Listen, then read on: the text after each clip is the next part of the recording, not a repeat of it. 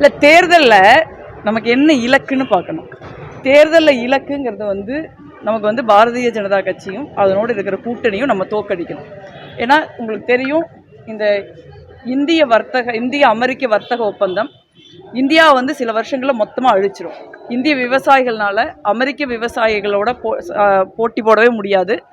அவங்களுக்கு நம்மளுடைய விவசாயிகள், நம்மளுடைய இந்தியாவுடைய சந்தையை திறந்து விடுறதுங்கிறது விவசாயிகளுக்கு அவங்களுடைய வாழ்க்கையை அழிக்கிறதுக்கு சமம். அதே போல் நம்ம 3% தான் வரி கட்டிக்கிட்டு இருந்தோம். நம்ம டெக்ஸ்டைல்ஸ் யூனிட்லாம் இன்றைக்கி நம்ம 17% வரி கட்ட வேண்டிய ஒரு சூழலில் இருக்கும்.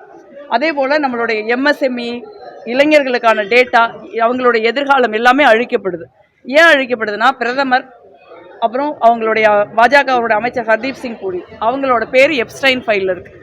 எப்ஸ்டைன்ங்கிறது சின்ன பிள்ளைங்க 5 வயசு 7 வயசு 9 வயசுன்னு இந்த மாதிரி சின்ன சின்ன பிள்ளைகளை பாலியல் கொடுமை செய்து ஒரு தனி தீவில் வச்சு பல நாட்டின் தலைவர்கள், முக்கியமான பிரமுகர்கள்லாம் உலகெங்கும் கூப்பிட்டு அந்த இடத்துக்கு அந்த பெண்களை தொடர்ந்து சீரழிச்சிட்டு இருந்திருக்காங்க. ஸோ இந்த மாதிரி ஒரு மிக மோசமான குரூரமான ஒருத்தரோட என்ன இந்திய பிரதமருக்கு வேலை, என்ன ஹர்தீப் சிங் பூரிக்கு வேலை? இப்போ அதனால தான் அது இன்னைக்கு அமெரிக்க அரசாங்கம் அஃபிஷியலாக எப்ஸ்டைன் ஃபைலை வெளியிடுறாங்க. வெளியிட்டு ஒரு 10% தான் இருக்குது. இன்னும் முக்கால்வாசி ஃபைல் வெளியிடப்படலை. அப்போ அந்த வெளியிடப்படாத ஃபைலில் சிக்கலான பிரச்சனைகள் இருக்குதுங்கிறதுனால தான் இந்த இந்திய அமெரிக்க ஒப்பந்தம் நடந்திருக்குது அப்படிங்கிறாங்க. இந்த மாதிரி நாடு விற்கப்படுற ஒரு சூழலில் நாட்டையும் மக்களையும் காப்பாற்றுறதுக்கு என்ன முயற்சி செய்யணுமோ அதுதான் காங்கிரஸ் உட்பட எல்லா கட்சிகளும் செய்யணும்னு நான் நினைக்கிறேன். அதுதான் ப்ரியாரிட்டி. இப்போ எம்பி எலெக்ஷன் இல்லை, எம்பி எம்எல்ஏ எலெக்ஷனே அல்ல இது. எம்பி எலெக்ஷன் எம்எல்ஏ எலெக்ஷன் இல்லை. எம்பி எலெக்ஷன் நடந்ததுக்கு அப்புறம் தான் இந்த ஒப்பந்தம் இந்த ஒரு மாதத்துக்கு முன்னே தான் போட்டிருக்கு. இல்லை, கூட்டணி தான் எந்த தேர்தலுக்கு, தமிழ்நாடு மட்டும் இல்லை 5 மாநிலங்களில் தேர்தல் நடக்குது. எல்லா இடங்கள்லையும் பாரதிய ஜனதா கட்சியை நீங்கள் அடியோட வேரோட அழிச்சா மட்டும்தான் இந்த மாதிரியான இந்த ஒப்பந்தத்தை நம்ம திருப்பி வாங்கி ஆகணும். இந்த ஒப்பந்தத்தை திருப்பி வாங்கலை அப்படின்னா நம்மளால ஒன்றுமே பண்ண முடியாது. 5 மாநில தேர்தலுங்கிறது சட்டமன்ற உறுப்பினர்கள் தேர்ந்தெடுக்கப்படுறப்ப அதுக்கான ராஜ்யசபா மெம்பரும் அதிலிருந்து வருது இல்லை. 5 மாநிலங்களில் எதிர்கட்சிகள் வெற்றி பெறது ரொம்ப முக்கியம். அதனால நாட்டை காப்பாற்றுறதுக்கான ஒரு தேர்தலாக தான் மாநில தேர்தலையும் நம்ம பார்க்க வேண்டியது. உள்ளாட்சி தேர்தல் கிடையாது. ஸோ மாநில தேர்தலை நம்ம பார்க்க வேண்டியிருக்கு. அதை நோக்கி தான் நம்ம நகரணும்னு நான் நினைக்கிறேன். ஒவ்வொருத்தரும் யார்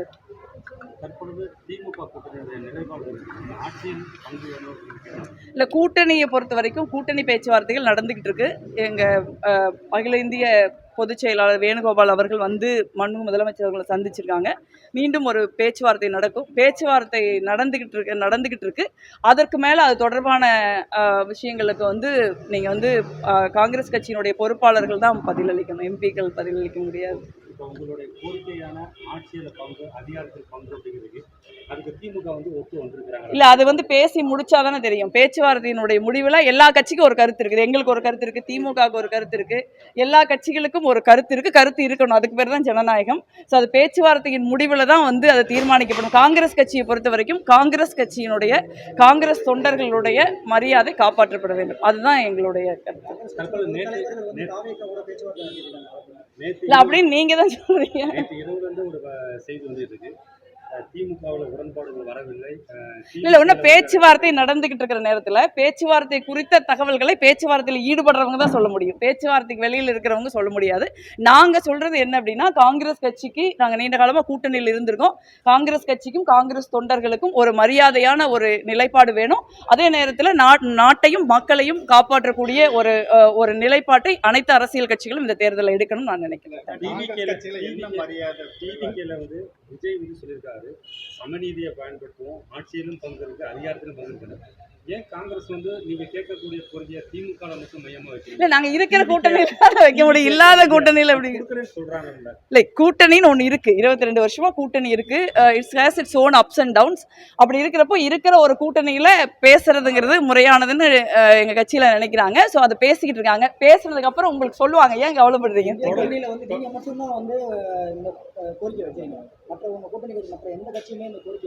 இல்லை, நாங்க எங்க கட்சிக்கா சார்பா தானே பேச முடியும். மற்ற கட்சி சார்பா அந்தந்த கட்சியின் தலைவர்கள் தானே பேச முடியும். 25 ஆண்டுகளமா நீங்க கட்சியில கூட்டணியில இருக்கிறீங்க. ஆனாலும் அதையும் பார்க்காம இன்னைக்கு திமுக அமைச்சர்கள் காங்கிரஸ் ஒரு இழிவுபடுத்தி பேசக்கூடிய. இல்லை, எங்களை பொறுத்த வரைக்கும் எங்க கட்சியினுடைய கண்ணியத்தையும் மரியாதையும் நாங்கள் காப்பாற்றிக்கல தெளிவாக இருக்கோம்.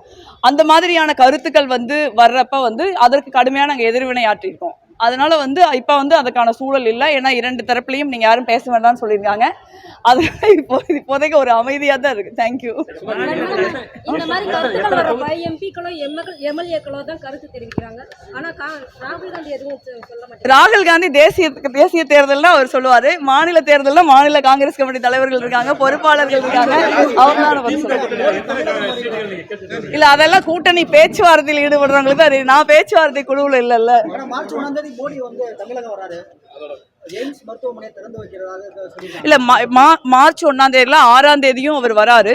பட் அவங்கள பொறுத்த வரைக்கும் வந்து இந்திய விவசாயிகளை வித்திருக்காங்க. அது தமிழ்நாட்டு விவசாயிகளும் அடங்கும். தமிழ்நாட்டுடைய மிகப்பெரிய தொழில் துறைங்கிறது நம்மளுடைய சிறு குறு நடுத்தர தொழில்கள் தான். நடுத்தர தொழில்களுக்கு நான் முன்னையே சொன்ன மாதிரி 3% வரியிலிருந்து நம்ம இன்னைக்கு 17% வரி கட்ட வேண்டிய ஒரு சூழலை நரேந்திர மோடி உருவாக்கியிருக்காரு. இதனால தமிழ்நாடு மாதிரி தொழில் விவசாயம் நிறைந்த மாநிலங்கள் கடுமையாக பின்னடைவை வந்து சந்திக்கும். அதாவது அவருடைய சுயநலத்துக்காக அவரையும் அவருடைய கட்சியையும் அமெரிக்காவிலிருந்து எப்ஸ்டைன் ஃபைலிருந்து காப்பாற்றிக்கணும் அப்படிங்கிறதுக்காக அவர்கள் இந்தியாவின் எதிர்காலத்தை அழிக்கிறாங்க. அதற்கு வந்து தமிழ்நாடு கடுமையான எதிர்வினையாற்றணும் நான் நினைக்கிறேன்.